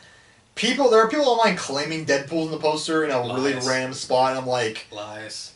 Yeah, because literally the post, here's where he is, and I'm like, okay, I can see where you think you see him, but it's such an unbelievable stretch. But it's a lie. Don't even set my expectations that high. I mean, it also doesn't help that Ryan Reynolds did not help himself, because he literally said, I mean, I'm not sure I'm allowed to talk about this, but I'm not in it. I can tell you right now, I'm not in it. I'm like... Dude, you should not have said, I'm not sure I'm allowed to talk about this, because now you're going to make people think you're in it. Yeah, now you're going to say you're in it. But yeah, like, Toby could appear in that again. Yeah. There's also a possibility that, what is it? With Andrew Garfield, he also, there was that rumor, if I told you that, because they delayed Morbius, so the rumors that they might include him in a reshoot and retroactively make the Venom Morbius universe the Andrew Garfield universe. Yes! I would be okay with this. So would I. Yeah. Because, like, again, like I agree with you, they're fun, the Venom, but, like, that universe does not have an oomph to it. It's just, it's just kind of there. It's kind of just like, okay, Venom's here for some reason. Yeah. And so is Morbius of all people. Yeah. Yeah. I mean, I'd like that. I mean, Andrew Garfield said, I have no plans to play Spider-Man again in the future, but even he said, no one's ever going to believe me again. I'm the boy who cried wolf. Yeah, right. No one's going to believe him. Even before that, like, earlier he said, like, I'd be down to play Spider-Man again if the story was good. And I'm like, you're such a lie. If the story was good, huh? I think the story was. And so was that paycheck. Poor guy. His life is ruined. Poor man. Nobody's going to believe him again. Yeah. Hey, so while editing this, I realized that neither one of us actually stated whether or not we believe that Toby and Andrew will come back at some point. And yes, we do believe that they will both come back at some point. Otherwise, is anything else to mention? I'm kind of done. Yeah, I think we're like, I mean, there's minor things like I thought in my head we could talk about, like, not much. Mostly just like jokey stuff. Fair enough, fair enough. Like, plus the battery's almost steady. Oh, true that. Anyway, guys, thanks for joining us. So yeah, you were 9. I was a 9 out of 10, 6. Still a 9 out of 10. Yeah, I'm 6 out. General thoughts it was 6 out of 10 for me, but like the high 6 of amazing. I pre-ordered the Steelbook months back, so like I'm really excited to get that. Nice. So yeah. Bada boom. Thanks for joining us, guys. We always enjoy you. We always enjoy you enjoying us. Yes. Yes, indeed. Is that a line from something? It sounds familiar. No, I think it might be. I'm not very creative. I'm not very creative whatsoever. Yeah. But anyway, thanks for joining us, guys. I just sounded agreed with you on that. I was just like, yeah. yeah. Aw, you son of a gun. But anyway, please watch some of our other videos. Brendan's got an amazing skit up. But, yeah. Which, you're talking about the Batman one? Yeah, but by the time this comes out, it's probably a while old, isn't it? I mean, I'll try and get the work on it. Fair enough. This is a long video. It is. If anything, I mean, maybe, who knows, I'm not sure. I'm saying I could split the non-spoiler and spoiler, but like, at this point, who cares? Bother. It's like a 30-minute Plus, like, who cares? Like, honestly. Exactly. As long as you guys are enjoying yourselves, that's what matters. For my own sanity, I'm just glad I have this recorded if I have to do. Exactly. I still have so much other stuff to I still record a What If review. Oh my goodness. A Boba Fett review, a Peacemaker review. I'm planning on doing like a single episode review of Moon Knight and Halo. Really? Yeah. But then like I'm gonna do a thing I saw that Angry Joe does, where like he does an episode review for a show, then comes back later and reads the rest of it. Shout out to Angry Joe. Yeah. Go subscribe. He needs it. Oh yeah, he needs it. He needs it, man. Struggling. God, that poor guy. 2.9 million. Oh, that's such a shame. That poor guy. He could really use a few more subs. But yeah, so all I'm gonna do outside. I have a lot of reviewing to do. I think I'm getting to the point where I'm like, I should just review what I really want to review. Yeah, exactly. This is getting too so much. Absolutely. Your fans will watch whatever you post as long as you're enjoying yourself. Yeah. But anyway, thanks for joining us, guys. Thanks for watching. We'll do other Geek Culture Talks, hopefully, if not just movie reviews, because you seem to want me on now with movie reviews we do. Yeah. Well, I mean, it's just they're easy. They're easy, but we need to challenge ourselves. Yeah. And next time. I forgot that's still there. We're talking about Warhammer 40,000, baby! I'm getting him into it! You can't stop me! Yeah, we have a bunch of ideas of different stuff we can do, like different... We do. We talk about different topics, like different theories. Yeah! A bunch of ideas we could do. So. We're just getting started, folks, and we hope you're there with us. Yeah. And we're planning on a day we can film a bunch of stuff, so who knows. Exactly. So, Yeah. Anyway, thanks for joining us again. Thank y'all for watching, and stay tuned for another Geek Culture Talk soon, or watch any of our videos soon, and we'll catch you guys out later. Peace out. Goodbye. And, smash that like button, smash that bell button, and hit that subscribe button. stay true believers. I blanked on so Stay long. true. I blanked on that line for so long. Keep on bombing, Bomb Squad. That works, I guess. Yeah, why don't you call them the Bomb Squad? Yeah. Bye, guys. Perfect timing. Hey, if you like that video, guess what? YouTube put out a video just for you on the left. Or, if you want to take my advice, watch the most recent video on the right. Thanks for watching.